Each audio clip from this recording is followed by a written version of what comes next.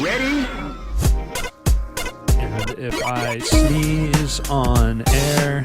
Well, you're the editor guy, so you can just take it out if you want. No, that stays. Hello, and welcome to Rhythm and Pixels, a video game music podcast. This is Podcast World 19, episode 6. My name is Rob Nichols. And I'm Purnell. Every week we listen to great video game music of any console at any generation. We put a little bit of constraints on things, but you know how we do with rules. We just kind of go with it. We're rebels, Dottie. We just break them. We break the rules. Yeah, the rules are made to be podcasted about. Which is doubly hilarious because we technically make the rules and then we break them. So we can't even we can't adhere to the rules that we create ourselves. It's just the desire to be rebellious is just that strong.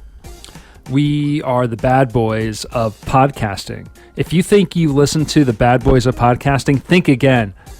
We're those bad boys. But keep in mind, though, I will say my switchblade is made of rubber because I don't want to hurt anybody. That's right. It's rubberized Switch console. That's right. And you throw it like a ninja star. A ninja switch. Oh my god. Like, it sticks in the wall. Like my switchblade? Nah. Do you like my switch? It's just like twirling a switch in my hand. Like, you came down the wrong alley. Who wants some Tetris? Hold on. Who's ready for some Puyo Puyo Tetris action? Puyo Puyo Combat Tetris. I'm sorry, my headphones are weird today. I'm gonna ignore that for now. I want to bring up some things at the top of the show. We received a really nice email from someone named Gregory who wanted to let our audience know that on August 31st, between 6 and 11 Eastern, there are VGM jazz groups that are all teaming up to bring you Free Play, a free international music festival that will be streaming on Twitch. So I think it's all going to be all through one channel, and they're going to like simulcast it, or maybe it's through multiple channels.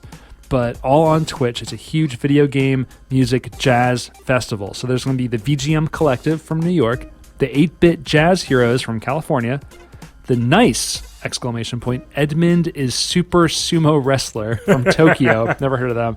The Consoles. Yeah, we love those. We love them. They're from Sydney, Australia. And then we have the Hard Modes from Virginia, which I need to look them up because I think the Hard Modes is like one of my favorite. I like the name so much, and they're close enough that I feel like we should even try to reach out to them our darn selves and get them on the show. Yeah, I love jazz arrangements of classic game tunes. I think it's so clever. I concur. So they say we'll be playing back-to-back hour-long sets in what will be, to their knowledge, the first strictly online international music festival.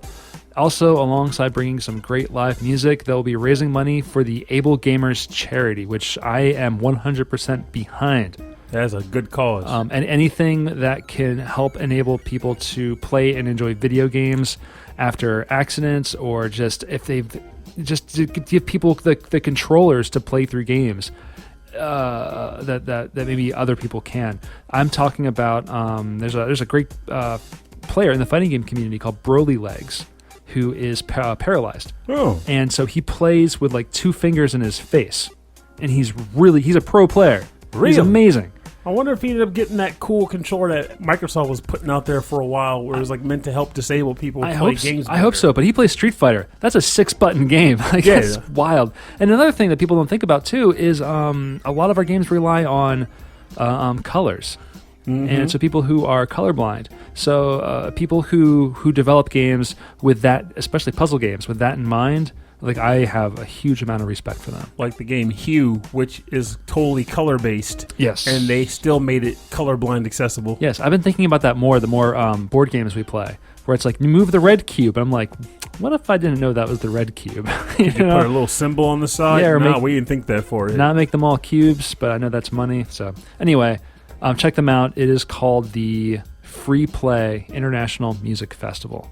The last thing I want to talk about is a super nice email that we received from Alex, not Alex Messenger, but he wanted to bring up that he's a fan of our show and he likes to listen to video game music at the gym, and he sent us a whole list of just great hype video game music that he likes to listen to in the gym. So what I'm going to do is I'm going to take these tracks, which are all on YouTube.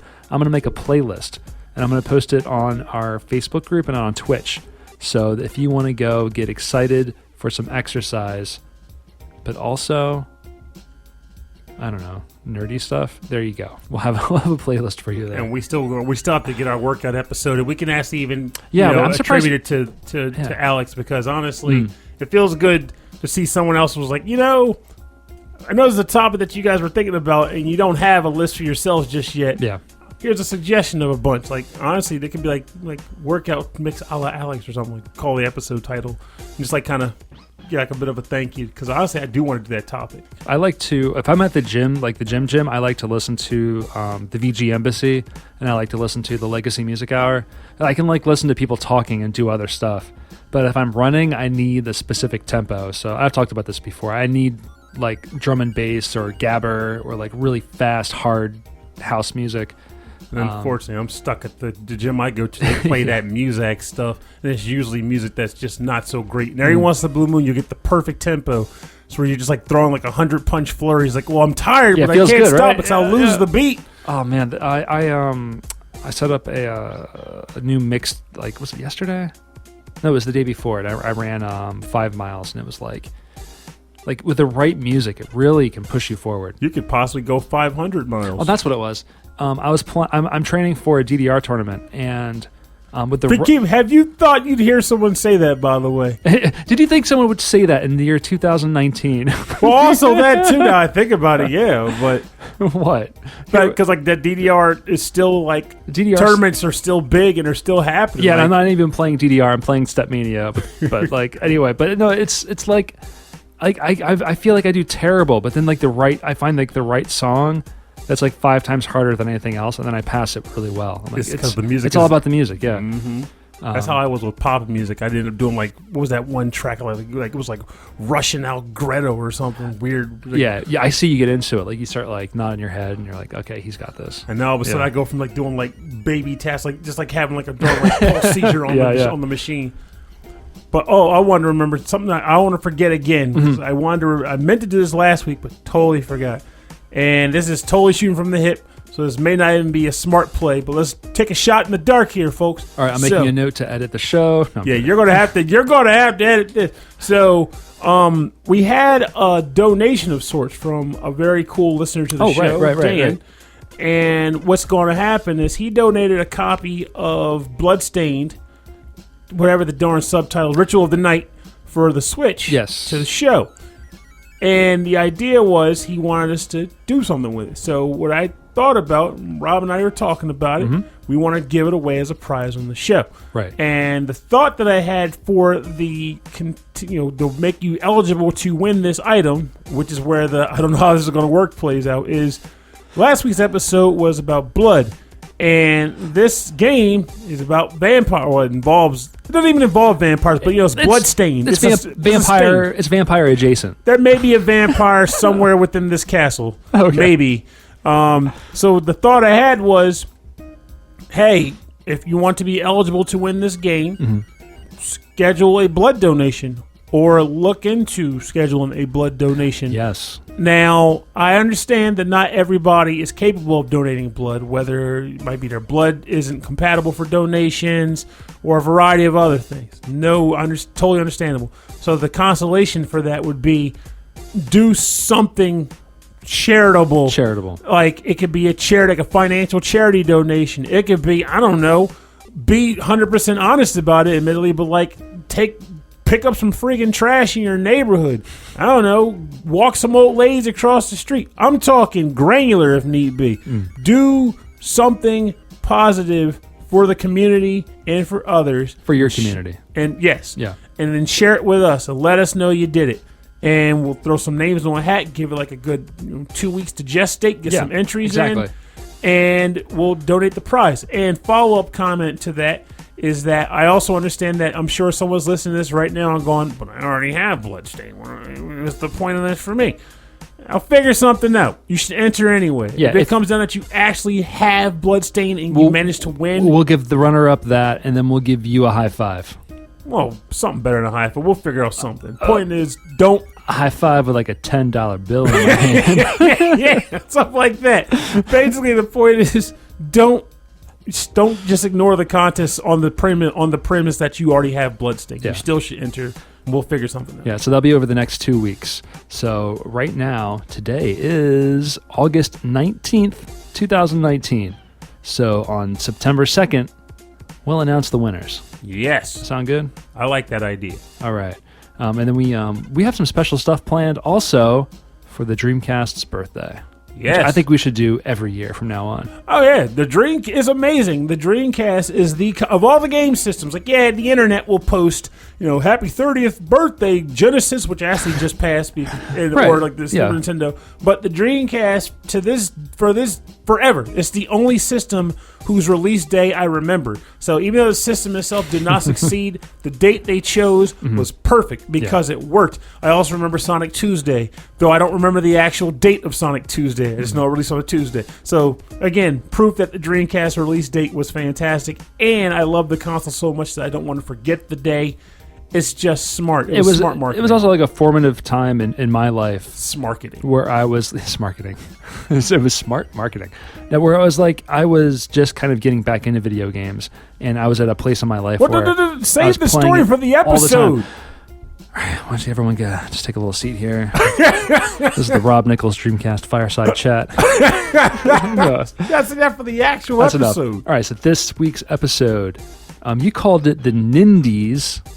Admittedly, I didn't invent the name. I will admit, Nindies is what Nintendo calls their indie program. They basically fuse Nintendo and indies. So I haven't owned a Nintendo console since I bought an N64 secondhand, like probably a week or two after the PlayStation 2 came out. Darn. Yeah, and the only game I had for it was Pokemon Coliseum. It wasn't even Mario Party. No, sir. Oh, mercy. So, no star stealing for you. Yeah. No, wait. No, my last console was the Nintendo DS Lite. And now we're talking. And that was my jam. Yes, it should be. But knowing now that the Nintendo Switch is like almost ubiquitous across people who play games, across people who have families who want to play games, and that their online store is full of independent developers, which is amazing because they still need to so good. They still need to get that darn store in an organized fashion. Oh, is it bad? It's terrible, and yet we still use it because it gets the job done. But it needs some work. Let's say you're listening to another podcast that you're on, or if you're reading a review that Purnell did, or something else Purnell related, and you're like, "Hey, Purnell's talking about this game." Would they be able to search for it and find it? They should easily enough. Yeah, like if they were to say, "Hey, did Purnell ever review this video game?" You could type in SML and then the name of the game, and it'll come up. Or if you're on Facebook, you can. No, I'm talking about like on the Switch itself. On the Switch, yeah. Oh, you could tell me if you just wanted to find it. Yeah, they have a good search function. Okay. The main concern I'm referring to is like, what if you don't know the name of the game, and all you know is that you're looking for a specific type of game, or you're looking for basically. I want to have it organized in a variety of different ways so I can find games that I don't know I'm looking for. And typically on this system, it's mostly a matter of new releases going down from day of release. Then there is coming soon. Then there's best deals. And there's like most purchased. But like as the catalog has grown and grown and grown, it's harder to be a casual browser of stuff that's been here and gone. Yes, I have been having that issue with the PlayStation 4 right now, where I'm like, okay, what if I want to play something new? And then it's like, wait a minute. It's like the rabbit hole of the last 5 years of incredible titles. Like with this Nintendo Switch, now, and maybe partly because of the active practice of reviews I've been doing, and also because, just quite frankly, I love the little bugger. But I'm sitting on literally over 200 games on this thing. Yeah, which means I'm not surprised, yeah. I am well engrossed with interest in talking Nintendo indie games, or at least recommending them. Now, it's funny because prior to this episode on my 5 Degrees game group, I posted an inquiry just to see what people would say. I said, "Hey guys, name some Nintendo indie Switch games. Just drop a bunch of names." And the usual hits were falling. Dead Cells and Dead Cells and that game was Dead Cells. Yeah, but you know what I mean, like Hollow Knight and all that. All the games that exist, the hotness. And I'm like, okay, this just proved to me that these are all great games, which is already new, but also that there are a lot of unsung heroes bouncing around the Nintendo Indie Store. There are, and I aimed for those. I aimed for the ones that like I kind of knew about or didn't know about at all, and then when I found out about it, made me want to buy a Switch. Oh yeah, that's where I went for. That's a good call. I like that. So there might be some overlap, but it's an even number of episodes. So I'm going to start us off with, and God, I got to tell you, every track that I found was so good.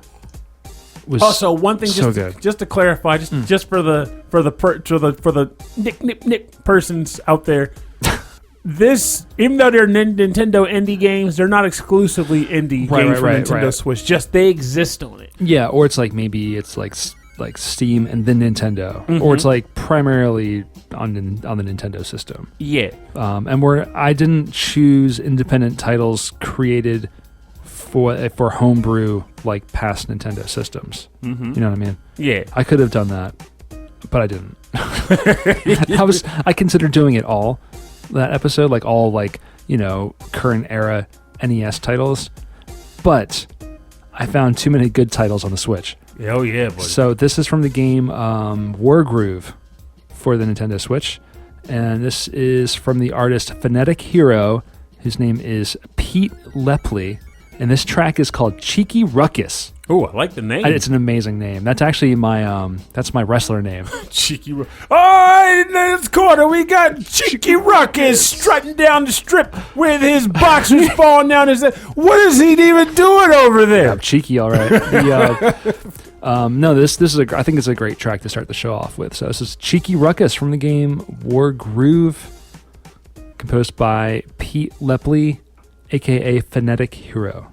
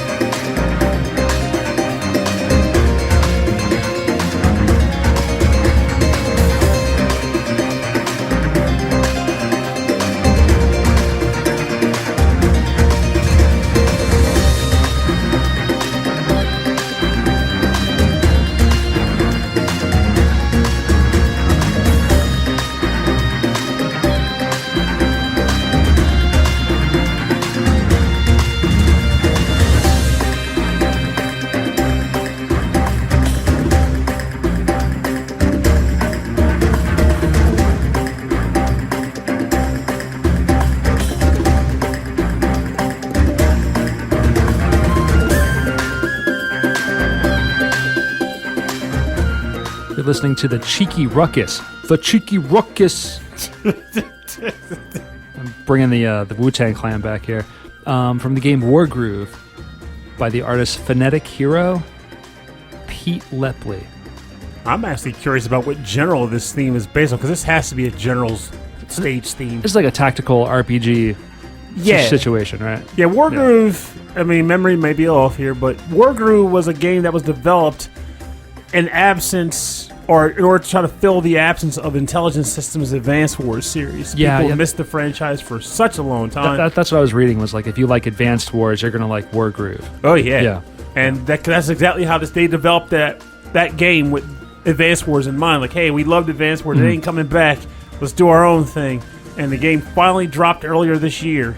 And it's honestly a gem of a title. They made a number of cool improvements to the game, like how if you have soldiers flanking next to each other on the field, they will buff the guy that's actually doing the actual attack. Oh, that's cool. Yeah. So like you're almost incentivized to move units together in arrangements. Yeah, I like that. It's nice. Like, they made a number of cool improvements to the game. Admittedly, it's not one-to-one Advanced Wars, but then again, it doesn't need to be. It needs to be its own game too, and I think it pulled it off very well. And the music in the game is definitely something that stands out well. I think Chucklefish was the developer of the game. Yes. Same guys who did Time Spinner. Oh, I didn't realize that. Yeah. Mm-hmm. Chucklefish has a nice little pedigree on their belts now. They do. Yeah, they're really focusing on specific styles of gameplay that people are really into. I think are they the developer or the distributor? They could just be the publisher. Yeah. Like, I know they're at least affiliated with the game. For all I know, it could be some random group that made the game, and then Chucklefish is like, hey, we like what you're doing. We'll publish it for you. But I mean, I would love to see more from this artist, Pete Lepley. So I'm really into the music that's here. I think he's only worked on maybe one or two other games, and those other games are. That's one thing I gotta say I kind of like about this episode. The other game was a visual novel with a bunch of furry characters in it. Which, I mean, was very, very well produced. It looked amazing, but just maybe not for me. Oh, okay. But this guy is an incredible, like, multi-instrumentalist. Are we talking like Sonic or like Sonic? Yeah, no, it looked more like Sonic. Okay. I mean, I didn't get that deep into it. Okay. And I'm not going to. Don't do it. I mean, honestly, because there's no coming back. There really isn't. Unless. Nice follow-up. Look, man. I like animals. And I like animals who talk in Disney movies. I like animals who spin dash. And if that makes me a furry, then I don't know. It doesn't, but heaven forbid if it did. Look, I don't care. I don't care what people are into. That just didn't seem like the thing for me. But like, I was just trying to find what more this artist has worked on. So it's pretty recent stuff. So maybe he has a career outside of video games and he's just dipping his toes in or lending his tracks over. But this is really good. I love the flute and the rhythm of it. It's very like dance music-y. At the same time sounding like Super Nintendo RPGs. Which is good because you'll be probably pulling your hair out as you're dealing with what's going on screen. I am terrible at these games, man. Like the Advance Wars series, I just couldn't do any of it. I am too. Like I think if I try to You were into it though. Oh yeah, but my problem was I always get too obsessed with getting S ranks on stages and also getting too attached to units. So units are supposed to lose they're supposed to lose, numbers. People supposed to die in your units. And yet, I never feel comfortable with units dying on the field. Because it's a viable battle tactic to send a guy in with the intent being to pull the enemy forward. They kill that unit, and then you have 3 guys come out of the woods and finish them off. But I'm like, I can't sacrifice anybody. You're attached to all your pawns? Yes, everyone must live. And then when someone dies because I make a dumb decision like soft reset, I can't take it. Man, that just takes even longer then, doesn't it? It really does, which is why Advance Wars 2 took me many, many months to beat. And while I'm still playing Fire Emblem Awakening. Aside from Nightmare. Nightmare mode on top of that? Oh, yes. And Nightmare mode plus. Oh, yeah. All right, what's your first Nintendo indie track? I will say, I'm going to take a shot in the dark here before I even announce my first track and say I have a feeling this episode will be one of the first where every composer that we select will have never been mentioned on this show. Nope. Ah, crud! Sorry, dude. Well, I can at least have for my list. I've been good with it. But pretty close, though. All right, so what's yours? The first track I'm going to pick is from a game called Bot Vice. And the track is titled Where the Turtles Roam. And the composer for this track is Dominic Ninmark.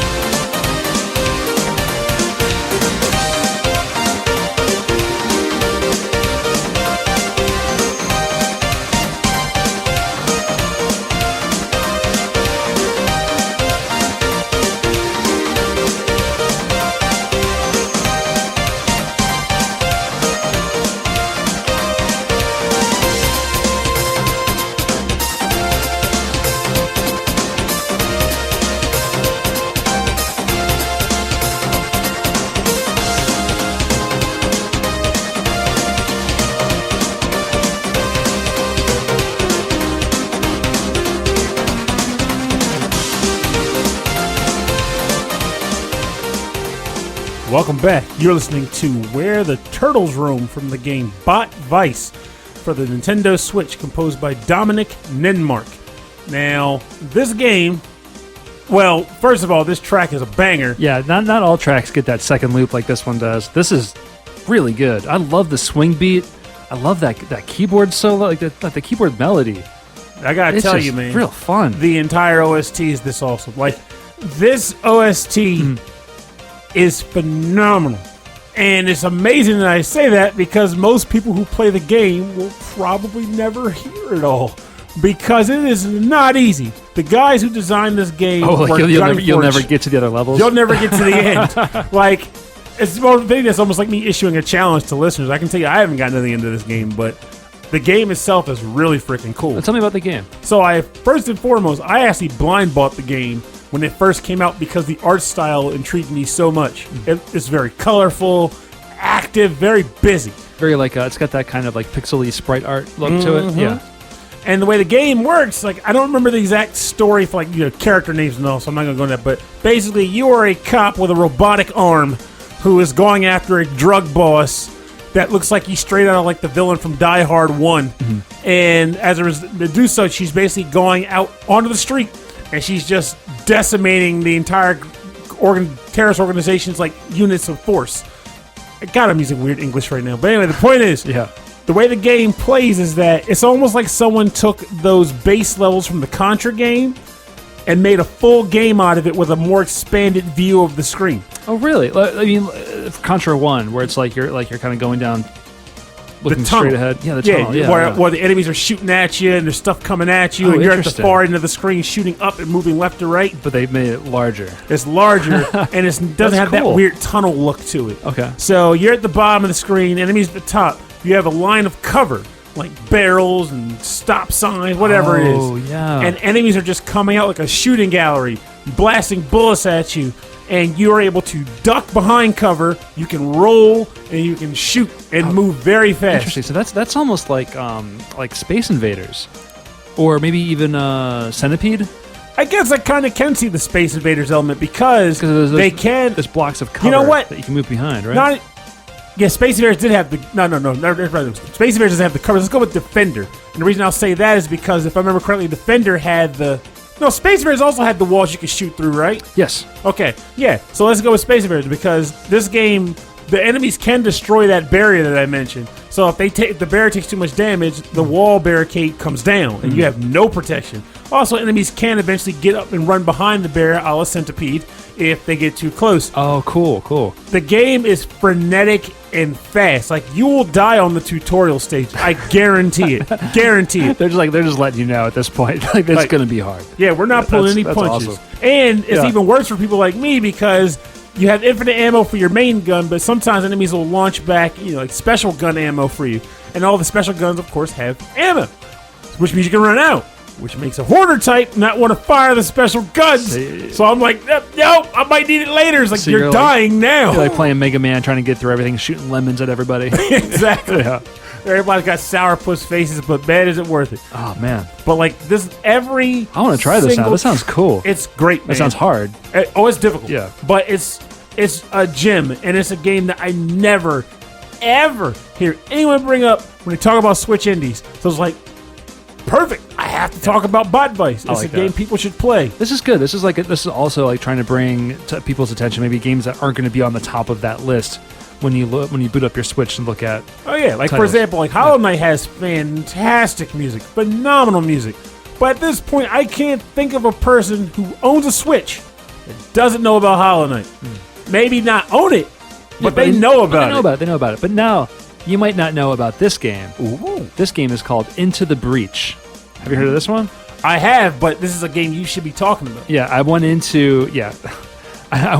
hard into the strategy games that I found because this looked really cool. And also because the soundtrack is done by the artist Ben Prunty, who we played on the show before. Oh.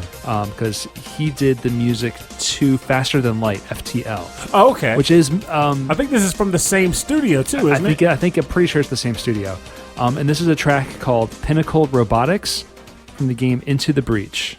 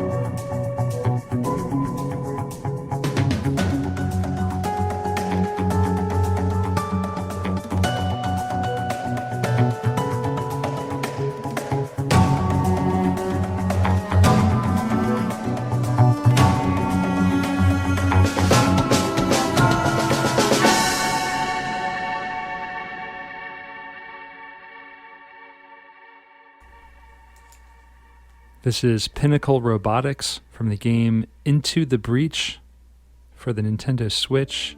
Music composed by Ben Prunty. Into the Breach is another of the many games that are in the to-play queue on the Switch. Though I have heard it's a fantastic game that actually it was recommended to me by both Matts in my life.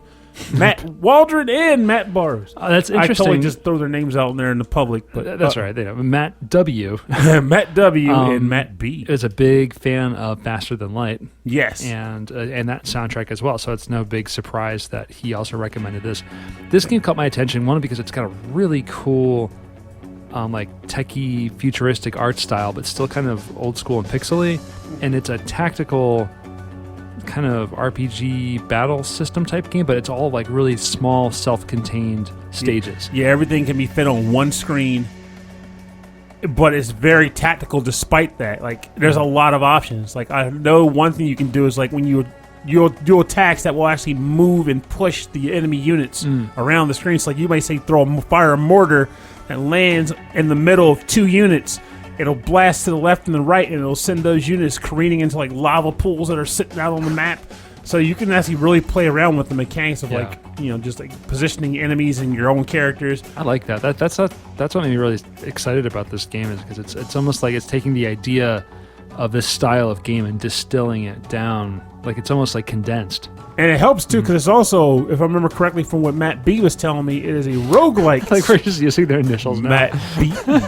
It's a roguelike strategy game in that sense, because you choose like 3 different pilots for the mechs, and that determines what types of abilities or movement or whatever the mechs will have, and that's how you'll play through a series of stages in the game. And I want to even say that the stages themselves may be either randomly generated or like a series of stages you can select. I can't remember which, because again, it's in my to-play list of 200 games on my Switch. I'm going to play it. But yeah, it's honestly, everything I've seen about it and heard about it just screams quality product. Yeah, it looks cool. It looks really, really cool. Taking that time. And again, music by Ben Prunty. The reason I chose this track is because I love the way it's got that tension, almost kind of cinematic tension. The violin. The violin's nice. But the way the drums, like it sort of like builds to something. It's constantly building then stopping, then building then stopping. And I imagine like this music playing during gameplay is probably really exciting, because it feels like you're building and building and building, and it gives you this moments, you know. Ooh, yeah. There's incidental, like I'm doing something amazing moments. I like that a lot. I like the sound of it. I like the gameplay concept. Everything about this just screams joy. Though, of course, now the question is, when are you going to play it? Well, we know the answer is never. Probably not. But there's a lot of games. Yes, but eventually I'll get to it. My hope is I'll get to it. But I don't know. I think this is a quality product and a solid recommendation from the show. Even though none of us have played it, we just know enough about it. I think I'm like second-handing the recommendation, Dale. I think that's okay. I think people can accept that. You know, we're not telling. Our show isn't about full-on game reviewing and for sure, recommendations. But every once in a while, I got about this. It's definitely not. Yeah. But my mind is just naturally gravitates towards. I want to recommend this game. It's a good game, and if I feel like there's enough behind it to do the recommendation, like music is good, but you should play it too. But by the same token, I could also say, here's music from that game, Doki Doki Butt Wipe. I don't know, whatever it'd be called. I'm not recommending you play that game, but the music must have been very good. I wouldn't recommend even Google searching that name. Yeah, please don't, because I just made that up, but who the heck knows what the internet's got for it? It could be bad news bears. Not at all. So then what's next on your list? Maybe something not you have that played? Game. Maybe not that game, but something you have played? Yes, definitely. What you got? This game was a title that I guess isn't really a surprise I enjoyed it, but I don't know. Well, I'll talk about it and we'll find out. Okay. And the game itself was titled Metagal, and the track doesn't have a title, so it's just the stage theme for the Shield Gal stage. And the composer of this track is Mohammed Kamil Sudrajet.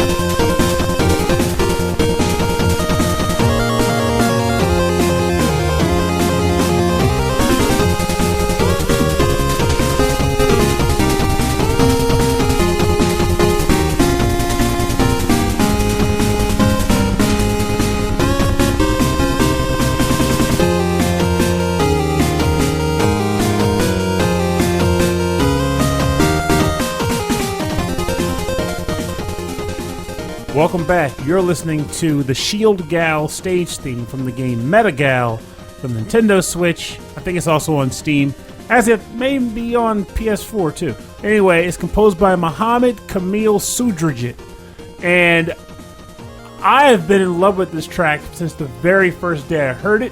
This is killer. This is killer music.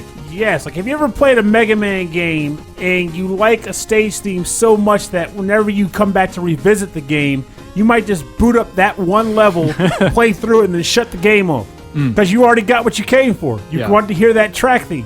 Shovel Knight, I did it with the Explodatorium stage, the Plague Knight. I love Plague Knight stage. Yeah. I would just boot up the game. That's why I've never beaten the game. I'll boot it up, do Plague Knight stage, and shut it off. I'm still surprised that I finished that game and you didn't. Yeah, I've never finished it. Wow. And I hooked the Wii U back up recently, so I should do it while the iron is hot. Well, this is fantastic. This isn't just classic sounding music. This is music composed on the Fama Tracker, which is, I guess, the modern way that you would compose for Nintendo. But also is not just the Famicom... it's Famicom Disk System plus the 5B Sunsoft chip. So that's why there's additional channels going on here. And I could be wrong, but as far as I know, the only game that used that Sunsoft 5B chip was Gimmick. Which, as we all know, has a phenomenal and very unique sounding OST for the NES. I mean, that soundtrack is probably my favorite, one of my favorites of all time. Yes. Like, just of any game, all time. Masashi Kageyama, one of the best. Honestly, I have to agree with that in the sense that I haven't even played the game. I only know about the game's existence because of Steel Samurai and their track that they composed. Yeah, for a track into the game that wasn't even in the game. Yes, it's like, what the hell is S-Mod? They come to find out, oh, it's from a game I've never played, but the track itself isn't in the game. Whatever, I'm going to play this game eventually, but I just love the OST for it. That game is so hard. It's so hard. It's super difficult. It's so cool, though. This game, on the other hand, is not difficult. Yeah. Well, within reason. There's definitely some tough spots, but overall not too bad. And this track is a jam. This track is a serious jam. Like, it's got so much going on. Mm-hmm. So, like, the idea of Metagal is it's pretty much a game designed by yet another fan or fans of the Mega Man franchise and style of gameplay. And the premise is that you are Metagal, who is like one of a series of Gal units invented by a professor who gets kidnapped by a bad professor, and then you have to save your sisters who have been reprogrammed. Does that sound familiar? It should! Oh, instead of the Robot Brothers, it's Robot Sisters. Robot Sisters! Yep. But at the same time, despite the fact that I couldn't really care less about the plot, the gameplay is solid. It's quality Mega Man style gameplay, run and gun. It's as short as, say, the Mega Man Game Boy games, though, whereas instead of having 8 bosses, I think there's 4 in this game, followed by the final castle stage or whatever. How are the boss fights? They're honestly pretty nifty. Like, nothing that's going to really tax you too much. You'll figure out the pattern easily enough and win the battles. Okay. But it's just the overall experience that feels fun to play.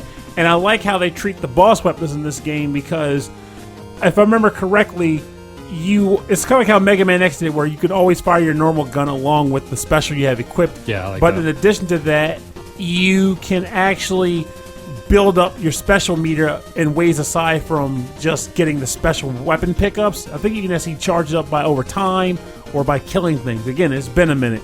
Oh, but that's an interesting balance. Yeah, so it makes it such how long are the stages? Are the stages you say like normal like Mega Man? They're actually longer than normal Mega Man stages. I will say that. I like that. So, I mean, that's probably to balance out to only being 4 bosses, I'll admit. But it's just a good time. And hearing tracks like this, which for the record, I gotta admit, though, this is my favorite from the game. And while all the music in the game is good, your mileage may vary on it matching up to Shield Gal's theme, because this is a banger. Okay. But overall, the music in general is good, too. And I feel good playing. Like, I do this one, there's like another level, like the dash is like one of the Metagal. She's like a fire dash move. And her music theme I remember being really good too. It's like I enjoy playing through the game. It's a fun title. And another one that it's also really cheap. I think it's like $5 on the system. Okay, so this is even for the set, just to listen to the music while you play, this is a huge recommend. Mm-hmm. This is really good. This is really good. Yeah. I mean, even if you buy the game and do the Shield Gal stage and then stop playing it, it's worth the $5. It's worth the $5. Well, you heard it here, man. That's a huge recommendation. All right, my final track is from the game. You ready for this? No! Actually, I watched you play this at your house. Really? And I thought this was really cool, and I completely forgot about it. On the Switch? On the... Well, it exists on the Switch. That's enough. I can't remember now. I'm pretty sure. It's Wizard of Legend. Oh, yeah. And it looked really cool, and then I immediately forgot about it. And then I saw it again, and I'm like, oh, I want to play this now. It looks really neat. This is the boss music called Duel, and it's composed by Dale North.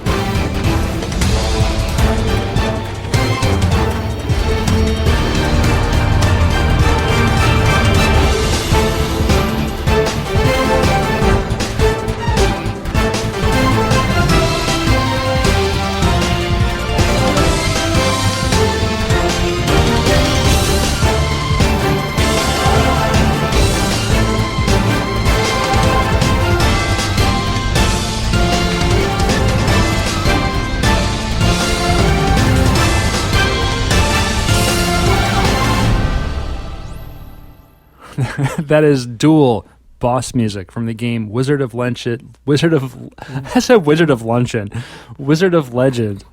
Nintendo Switch, composed by Dale North. Wouldn't we all want a Wizard of Luncheon in our lives? Oh my god.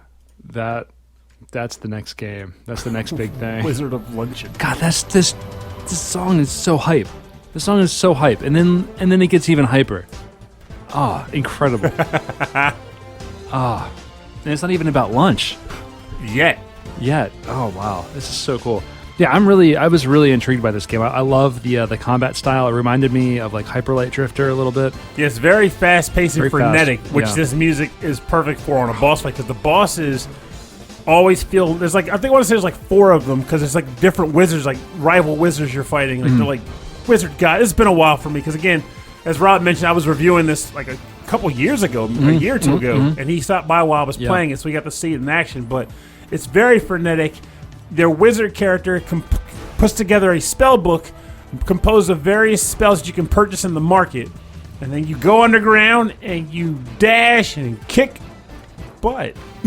Yeah, it's like you have so many combat options, and I love the art style. It's super colorful and it kind of abstract at the same time. And this music is just incredible. I love, like, it's almost like there's like a voice that's behind it too on the second half. You mean the voice saying "Don't die," coupled with the voice that's saying "No, you should die" here? Yeah, the choir's like, don't die. No, you should die, don't die, don't die. I love this track. I want to get to the end again and then start it over. I wonder if that would do well in the game, if it was basically two singers singing, where one half is saying "You should totally die now," and the other half is like, "No, you can make it, survive to the end of time." That would be great if it was like the last track of like Meat Boy, like while you're playing it. It's just like maybe dueling like singers, like just making fun of you. Like one is encouraging you, and the other one's like saying you'll never make it. Just save your game and walk away. All right, what's your last track?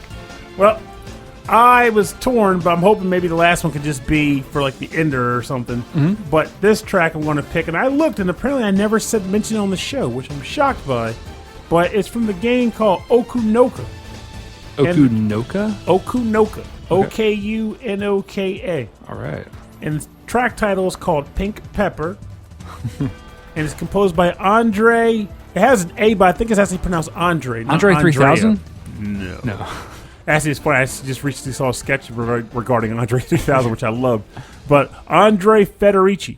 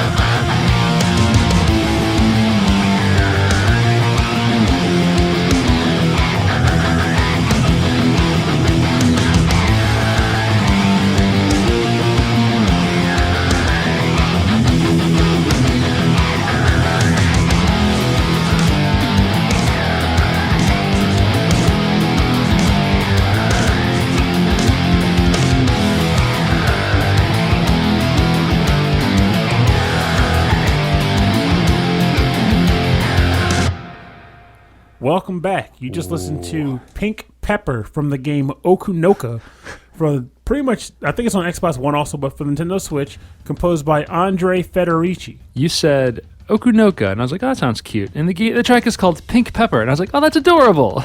And then you learn the truth. Wow, this is some like Skitchin level of heavy. And it's funny because this track, from what I recall of the OST, stands out as like, I think it's like the only one that really has this level of weight to it.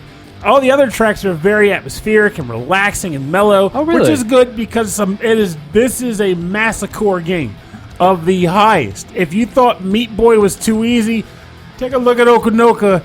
Pull your darn hair out if you had some hair anyway. Oh, wow. Because I don't have much hair, so I had nothing to lose. But so basically, the idea behind this game, I couldn't describe the story. I don't know. It's just a really cute guy running around eating colorful little shiny lum-looking things.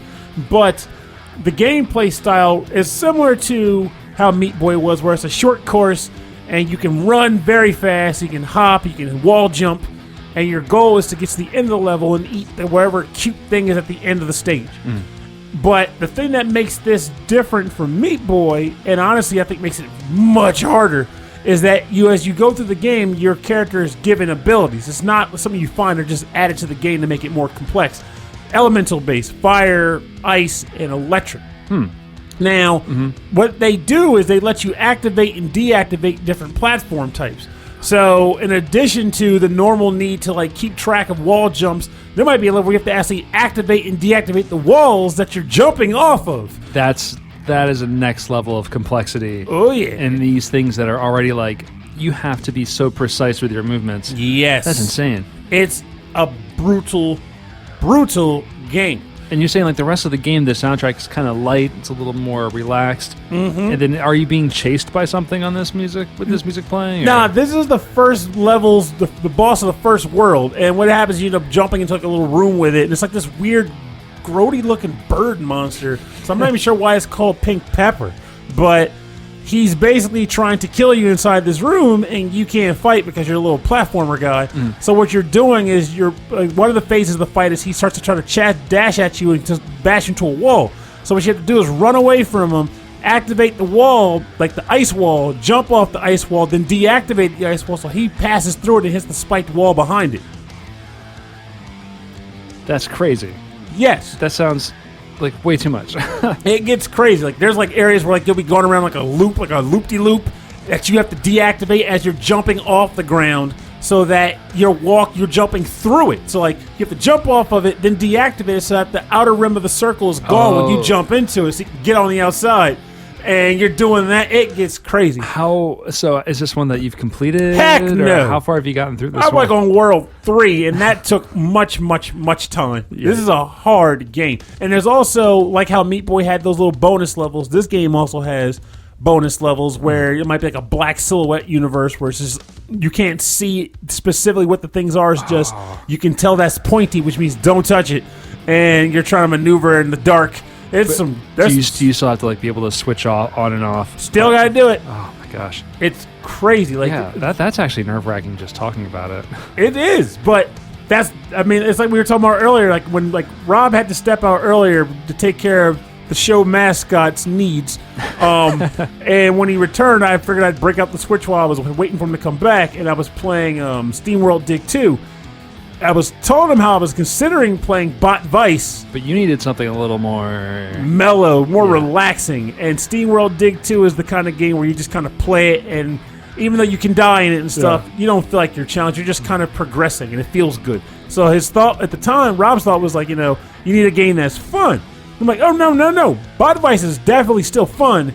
It's just, when I play Bot Vice, I expect to be stressed out and feeling a sense of tension. I'm not playing Bot Vice to relax. I'm playing it for a challenge that's going to beat me into the wall. Yeah.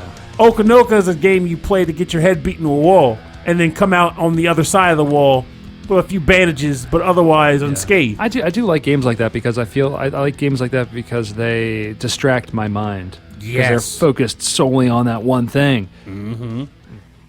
All right, so I'm going to turn this song down, which is super heavy, and we're going to get into the part of the show we call the bonus round. Bonus round. Bonus round. Bonus round. Bonus round. The bonus round is where we play covers and remixes and arrangements based on our theme.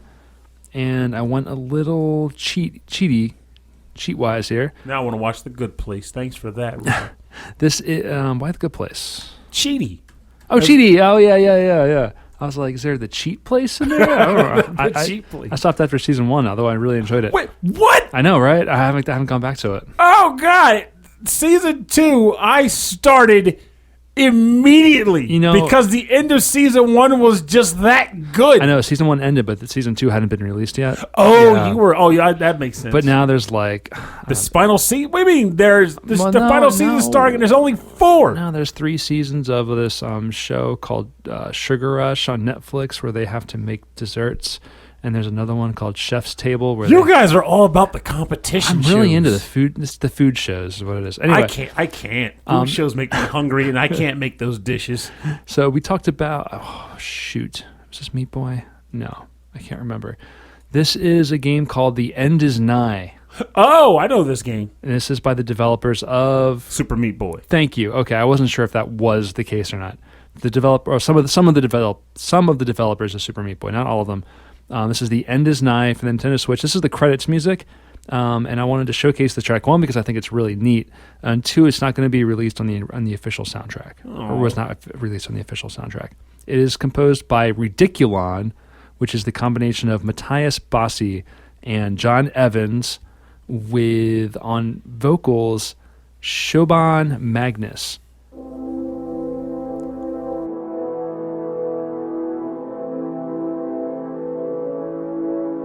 I used to think laughing was an easy thing, a tiny silver bell that I learned to ring.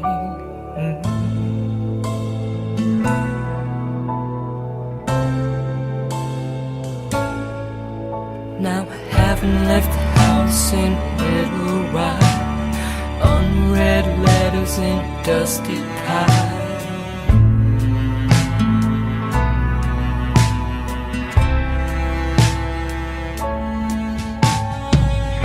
The end is nigh, my friend. I will be brave. Pick up the pieces of a dream I saved. I'll miss the sound of your voice inside my head tonight.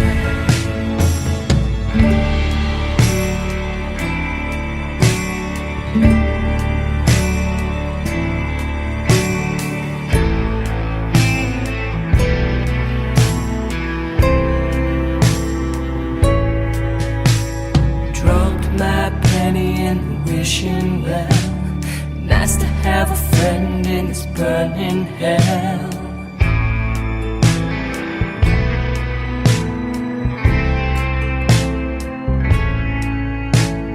Lazy eye and a crooked grin, didn't have a heart till you let me in.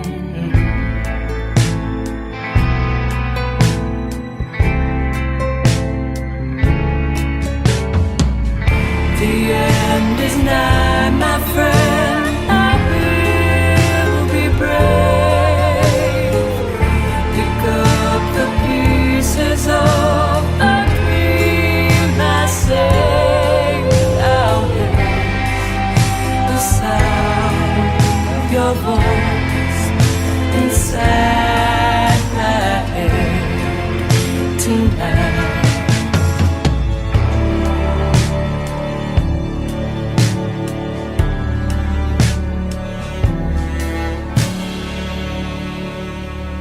That is the credits theme from the game The End Is Nigh, found on the Nintendo Switch, composed by Ridiculon, which is Matthias, Bossi, John Evans, with Siobhan, Magnus on vocals. And a bit of trivia is that she was a finalist in Season 9 of American Idol. Nice. Something I came across. But no, it's a pretty good track, right? I can honestly say that I now have a second vocal track to loop this week, along with the other one I've been looping all week. If you search for this on YouTube, the producers Ridiculon, they've released the soundtrack. You can listen to it there. Nice. And they've also released extended versions of all the tracks. So there's all 10, 15-minute like extended versions of the song, including this song, which is really cool. It's interesting. Like, the track itself is interesting given the premise of the game too.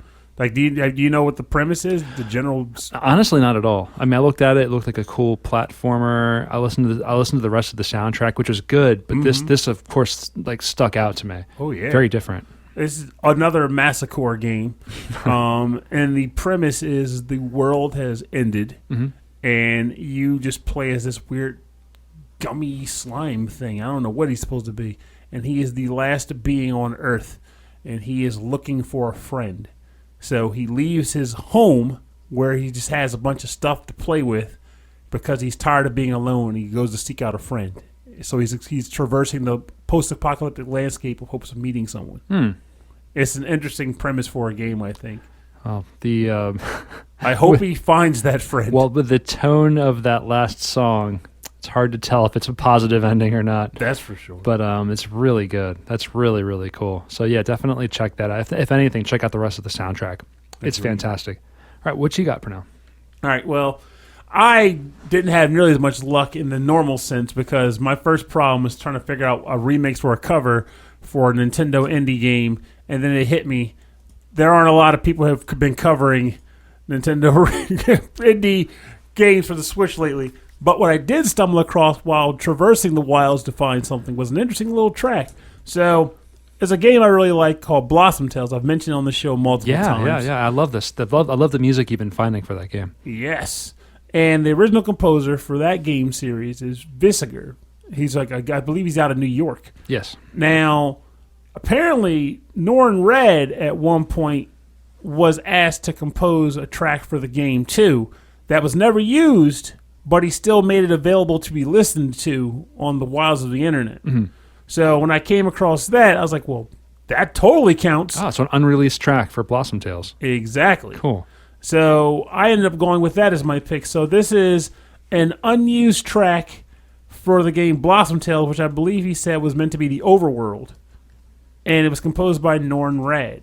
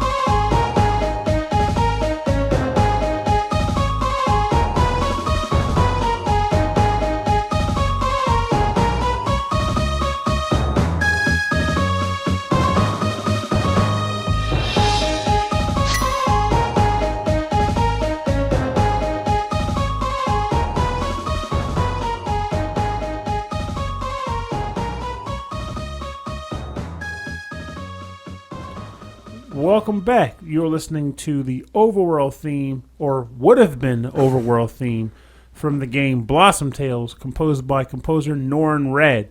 So, like I said, I'm a huge fan of Blossom Tales. I will recommend it to anybody who will listen.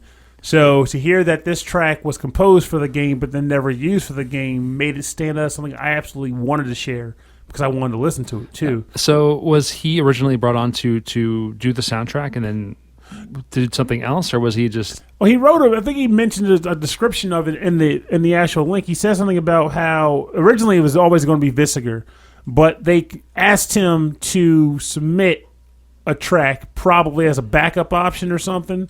Don't know. But in the end, they just decided not to go with it. Yeah, here we are. Ultimately, they went with the composer who had already done most of the soundtrack already, Visager, I don't know. And my track was never used. I'm actually not sure what all went down, but I suspect they just wanted to have some options available to them. Regardless, I was paid and I went on my way. So that's nice. He wasn't like he was just throwing music and then it just didn't get used. But it's got a great feel to it. Oh yeah, for sure. Like I like this track. And I feel as though if it did get used, it would have still been a quality tune to hear within the game. And it would. I think it also would have fit, too. They asked me to write something that was 16-bit plus, which I think is right along these lines. So like 17-bit. Yeah, it's because it does sound like really good like Super Nintendo RPG music if the Super Nintendo had like a much higher like quality sample set, you know? Mm-hmm. And that's really nice. Well, for more information on the bonus round, go to rhythmandpixels.com. We'll have links to all of the artists' Bandcamps and SoundClouds and everywhere where you can download the music, buy the music, and support the artists.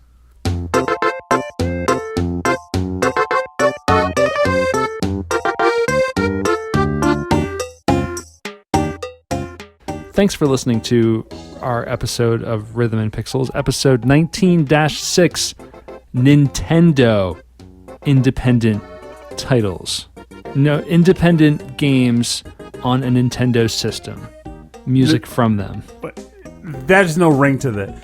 Nindies. Though we're kind of still Nintendo's thing, so maybe we should call something like... It sounds like a special brand of underwear. Like, I'm wearing my Nindies. Honestly, if I had Nindies, I'd be proud to wear Nindies. And then Nindies would be like not much of underwear. Let's call them Nintendos. It's like in between boxers and a t-shirt. It's like a onesie. That doesn't work. Nintendos. Indie. Nintendo and Indies becomes Nindies. Right. Indies and Nintendo become Nintendos. Which is just Nintendo with an S and no N. So it kind of doesn't work so well. Smaller developer groups publishing games on the Nintendo platform, and we're playing Nintendo music on our show. But it's not Nintendo music. Don't attack us, Nintendo. We're okay with that. We're cool. No, it's fine. They can come. We're on the level, guys. We'll give them cookies. Yes, delicious, Delicious Mario baked cookies. Well, thanks for listening to our show. We've got some special episodes planned. We got some special guest episodes coming up. And we just got some more fantastic music.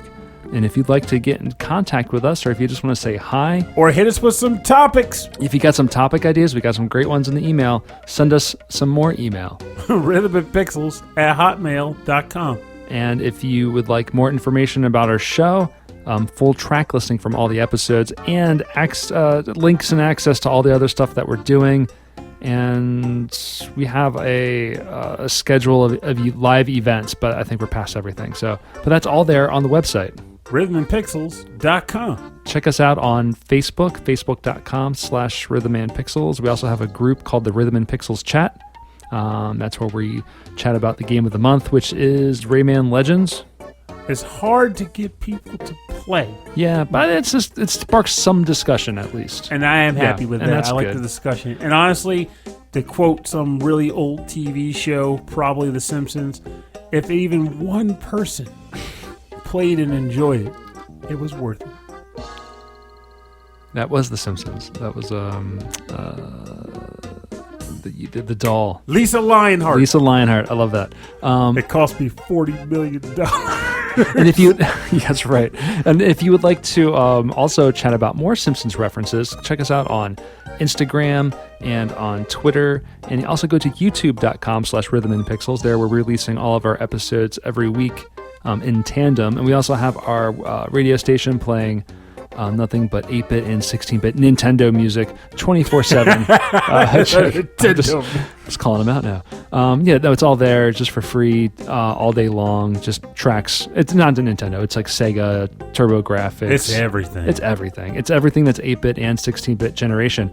And if you'd like to support the show, please share it with your friends. Please tell someone that you love and care about. Tell someone you don't love and don't care about. Tell someone you really dislike about our show, and maybe you'll make a friend.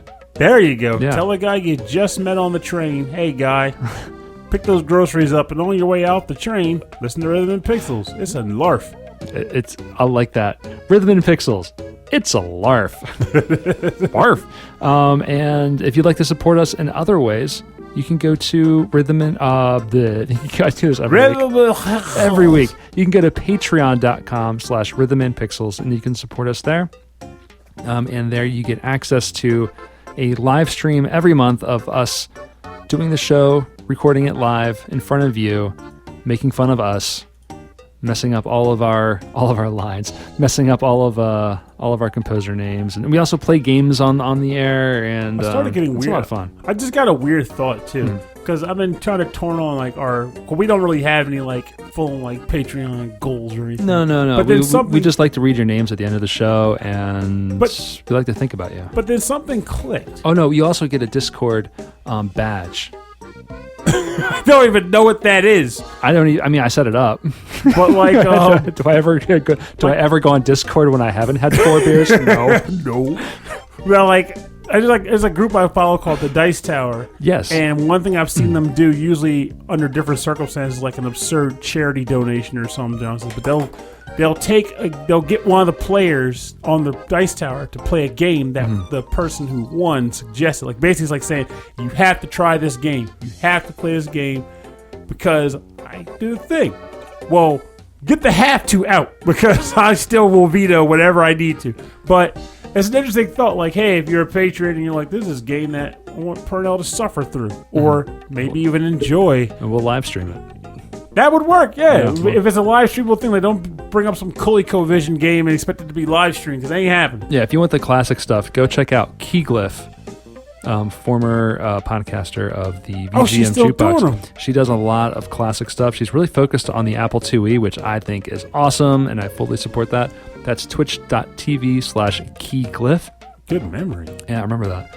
But we do thank all of our Patreon members at the end of every episode, starting with that Nick Walker, this Michael Myers, new patron member, thank you very much, Martin Arginius, Steve Miller. They were all making fun of me of mispronouncing people's names, or were they congratulating me? They was a little column A, a little column B. It was more like they were waiting to see how you'd pronounce it. Oh, okay. And then you did a good job. Okay, I wonder. We can't speak for now though because it sounded a little different. Yeah, it did sound a little different coming out. Sorry, guys.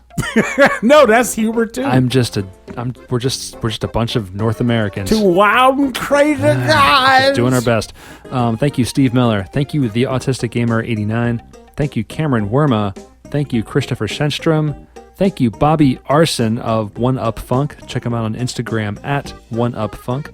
Thank you, Wicked Sephiroth, OK Impala, Carlito from the Heroes 3 podcast, Michael Bridgewater from the Forever Sound Version podcast. It's always good chatting with you, and we'll get together soon. Brian Pitt, Morton Gangso, Chris Murray. That's stuck with him too, by the way. I love that. And thank you. That version won't though. I can't imagine people saying it that way.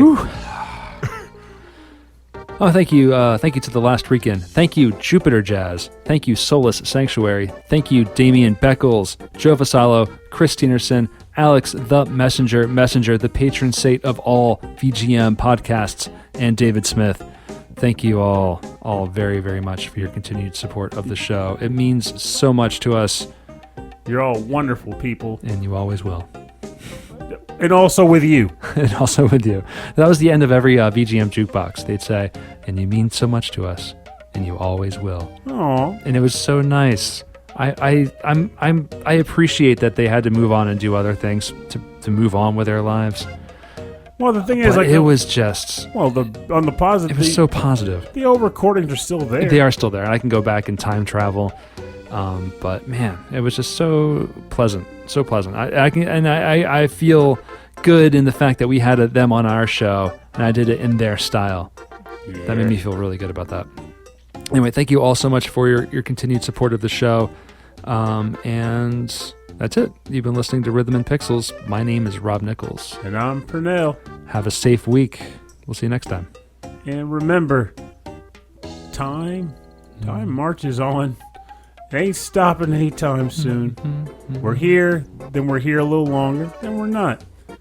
How long, we don't know. Yeah, but what we do know... Came in from a weird place today. I really did come from a weird place today.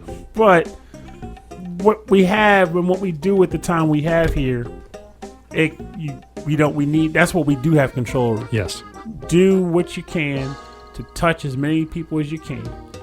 In a good way, obviously. Front joke. But basically, do what you can to leave a positive impact on the world. Make it so that your time here is something fondly remembered by people. Many, few, doesn't matter. Even if it's just one person that really matters. And it could be something simple. It could be nice. Like there's a guy who we ate pizza once a week and it felt good. I don't freaking know. Everybody has various weights and levels of what they feel as though they need to do or want to do to make that impact. But what's important and what's worth noting is that it is your input, your desire. You can put as much or as little energy as you want into it, but it's definitely something that you should do because it matters. It matters. Putting out positive energy for others to absorb matters. It can be tiring sometimes, I'll admit, but sometimes also it's not. That's rewarding because we're here today. We are here today. We're not guaranteed tomorrow, but you make today count. And then, honestly, by making today count, tomorrow could be just that much better for you anyway. So, Hope so. Double bonus.